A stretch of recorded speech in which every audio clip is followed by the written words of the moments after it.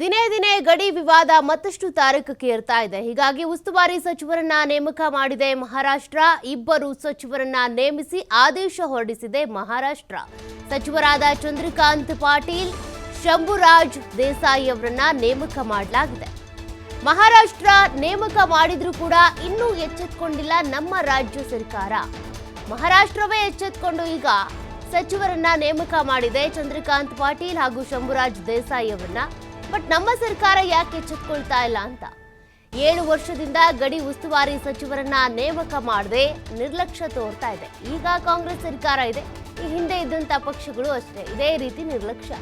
ಇದೇ ವಿಚಾರ ಮುಂದೊಂದು ದಿನ ರಾಜ್ಯಕ್ಕೆ ಮುಳ್ಳಾಗುತ್ತಾ ಅಂತ ಸರ್ಕಾರದ ನಿಲುವಿಗೆ ಗಡಿ ಭಾಗದ ಕನ್ನಡಿಗರಲ್ಲಿ ಅನಾಥ ಪ್ರಜ್ಞೆ ಕಾಡ್ತಾ ಇದೆ. ಯಾಕೆ ಸರ್ಕಾರ ಈ ರೀತಿಯಾಗಿ ಮೌನ ಆಗ್ಬಿಟ್ಟಿದೆ? ಒಂದ್ ಕಡೆ ನೋಡಿ, ಮಹಾರಾಷ್ಟ್ರ ಇಷ್ಟೆಲ್ಲ ಗಡಿ ವಿವಾದಗಳು ಶುರುವಾಗಿವೆ. ಇದ್ರಲ್ಲಿ ಹಂಗೆ ನೋಡಿದ್ರೆ ಮಿಸ್ಟೇಕ್ಸ್ ಅಂತ ಬಂದಾಗ ಮಹಾರಾಷ್ಟ್ರದ ಕಡೆಯಿಂದಾನೇ ಹೆಚ್ಚು ತಪ್ಪುಗಳಾಗ್ತಾ ಇರೋದು. ಗಡಿ ವಿವಾದಕ್ಕೆ ಸಂಬಂಧಪಟ್ಟಂತೆ ಇರ್ಬೋದು, ಕನ್ನಡಿಗರಿಗೆ ಅವಮಾನ ಮಾಡುವಂಥದ್ದು ಇರ್ಬೋದು, ಅವ್ರ ದೌರ್ಜನ್ಯ ಇರ್ಬೋದು, ಇದೆಲ್ಲ ಪ್ರಕರಣಗಳ ದಾಖಲಾದರೂ ಕೂಡ ಮಹಾರಾಷ್ಟ್ರ ಎಚ್ಚೆತ್ಕೊಂಡು ಈಗ ಉಸ್ತುವಾರಿ ಸಚಿವರನ್ನ ನೇಮಕ ಮಾಡಿದೆ, ಇಬ್ಬರನ್ನ. ಬಟ್ ನಮ್ಮ ರಾಜ್ಯ ಸರ್ಕಾರ ಮಾತ್ರ ಯಾಕೆ ನಿರ್ಲಕ್ಷ್ಯವನ್ನ ತೋರಿಸ್ತಾ ಇದೆ? ಈ ಧೋರಣೆ ವಿರುದ್ಧ ಈಗ ಕನ್ನಡಿಗರಿಗೆ ಆತಂಕ, ಕಳವಳ ವ್ಯಕ್ತವಾಗ್ತಾ ಇದೆ. ಒಂದು ರೀತಿ ಅನಾಥ ಪ್ರಜ್ಞೆ ಕಾಡ್ತಾ ಇದೆ. ನೇಮಕ ಯಾವಾಗ ಮಾಡ್ತಾರೆ ಹಾಗಾದ್ರೆ? 2015ರಿಂದ 2018ರವರೆಗೆ ಮಾತ್ರ ಬೆಳಗಾವಿ ಗಡಿ ಉಸ್ತುವಾರಿ ಸಚಿವರ ನೇಮಕ ಆಗಿತ್ತು. ನಂತರ ಬಂದಂತ ಬಿಜೆಪಿ ಹಾಗೂ ಕಾಂಗ್ರೆಸ್ ಸರ್ಕಾರದಲ್ಲಿ ಉಸ್ತುವಾರಿ ಸಚಿವರ ನೇಮಕಕ್ಕೆ ಹಿಂದೇಟು ಹಾಕ್ತಿದ್ದಾರೆ.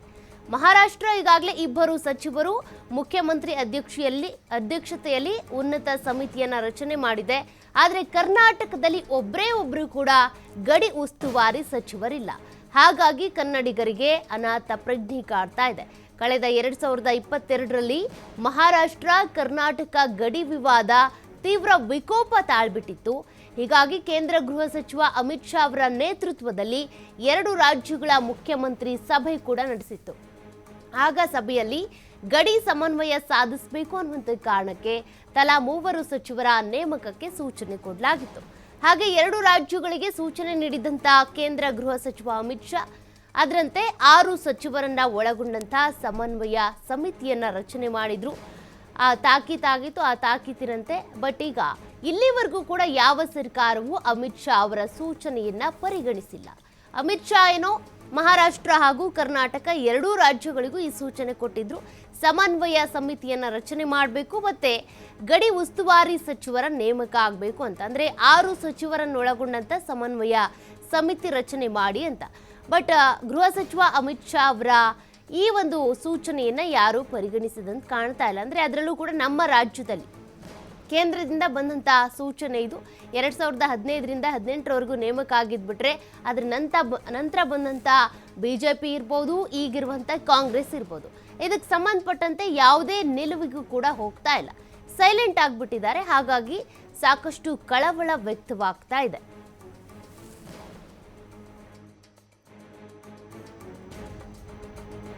ಕರ್ನಾಟಕ ಮತ್ತು ಮಹಾರಾಷ್ಟ್ರ ನಡುವಿನ ಗಡಿ ವಿವಾದ ಪ್ರಕರಣ 2004ರಿಂದ ಸುಪ್ರೀಂ ಕೋರ್ಟ್ ಮುಂದೆ ಇದ್ದರೂ ಸಹಿತ ಮಹಾರಾಷ್ಟ್ರ ಸರ್ಕಾರ ಗಡಿ ವಿವಾದದ ಬಗ್ಗೆ ಎಷ್ಟೊಂದು ಆಸಕ್ತಿ ವಹಿಸಿದೆ ಅಂದರೆ, ನಿನ್ನೆ ಆ ಮಹಾರಾಷ್ಟ್ರದ 2 ಸಚಿವರನ್ನು ಗಡಿ ಉಸ್ತುವಾರಿ ಸಚಿವರನ್ನಾಗಿ ನೇಮಕ ಮಾಡಿ ಆದೇಶ ಹೊರಡಿಸಿದೆ.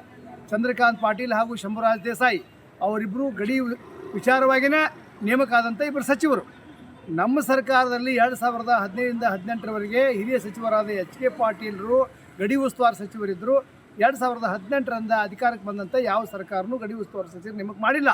ಮೊನ್ನೆ ನೋಡಿರ್ಬೋದು, ಮೊನ್ನೆ ಬೆಳಗಾವಿಯಲ್ಲಿ ಒಂದು ಕಂಡಕ್ಟರ್ ಮೇಲೆ ನಡೆದ ಹಲ್ಲೆ ನಂತರ ಉಭಯ ರಾಜ್ಯಗಳ ಗಲಾಟೆ ಆಯಿತು. ಆ ಬೆಳಗಾವಿ ಮಹಾರಾಷ್ಟ್ರ ಏಕೀಕರಣ ಬೆಂಬಲಿತ ಸಂಘಟನೆಗಳು ಬೆಳಗಾವಿಯಿಂದ ಮುಂಬೈಗೆ ಹೋಗಿ ಧ್ವನಿ ಎತ್ತಿ ಅಲ್ಲಿ ಮನವಿ ಕೊಟ್ಟ 15 ದಿವಸದಾಗ ಅವರು ಗಡಿ ಉಸ್ತುವಾರಿ ಸಚಿವರು ಮಾಡಿದ್ದಾರೆ. ನಾವು ಬೆಳಗಾವಿ ಕನ್ನಡ ಸಂಘಟನೆಗಳು, ಬೆಂಗಳೂರು ಸಂಘಟನೆಗಳು ಏನು ಹೊಯ್ಕೊಂಡ್ರು ಸಹಿತ ನಮ್ಮ ಸರ್ಕಾರ ಇದರ ಬಗ್ಗೆ ಕಾಳಜಿ ವಹಿಸ್ತಾ ಇಲ್ಲ. ಇದು ಬಹಳ ಗಂಭೀರ ವಿಷಯ. ಯಾಕಂದರೆ 2004ರಿಂದ ಸುಪ್ರೀಂ ಕೋರ್ಟ್ನ ಕೇಸ್ ಇದ್ದರೂ ಸಹಿತ ಅವರು ಬೀದಿಯಲ್ಲಿ ಹಾದಿಯಲ್ಲಿ ಹೋರಾಟ ಮಾಡ್ತಾರೆ, ಚಳವಳಿ ಮಾಡ್ತಾರೆ, ಗಡಿಯನ್ನೇ ನೋಡಿಕೊಳ್ಳುವಂಥ ಸಚಿವರು ನೇಮಕ ಮಾಡ್ತಾರೆ. ಅಲ್ಲಿ ಮುಖ್ಯಮಂತ್ರಿಗಳ ಅಧ್ಯಕ್ಷತೆಯಲ್ಲಿ ಉನ್ನತಾಧಿಕಾರ ಸಮಿತಿ ಐತಿ. ಬೆಳಗಾವಿಯ MES ಇರ್ಬೋದು, ಶಿವಸೇನಾ ಸಂಘಟನೆಗಳೊಂದಿಗೆ ಅವರು ಸತತವಾಗಿ ಸಂಪರ್ಕ ಇದ್ದಾರೆ. ನಮ್ಮ ಸರ್ಕಾರಕ್ಕೆ ಅನೇಕ ಸಲ ಒತ್ತಾಯ ಮಾಡಿದ್ರು ಸಹಿತ ಗಡಿ ಬಗ್ಗೆ ಅತ್ಯಂತ ನಿರ್ಲಕ್ಷ್ಯ ಮನೋಭಾವ ತೋರಿದ್ದಾರೆ. ಸುಪ್ರೀಂ ಕೋರ್ಟ್ನಾಗ ಕೇಸ್ ಇದ್ದರೂ ಸಹಿತ ಕೇಸ್ ಜಜ್ಮೆಂಟ್ ಏನು ಬರ್ತದೆ ಅದನ್ನು ನೋಡೋಕೆ ಅವ್ರು ತಯಾರಿಲ್ಲ.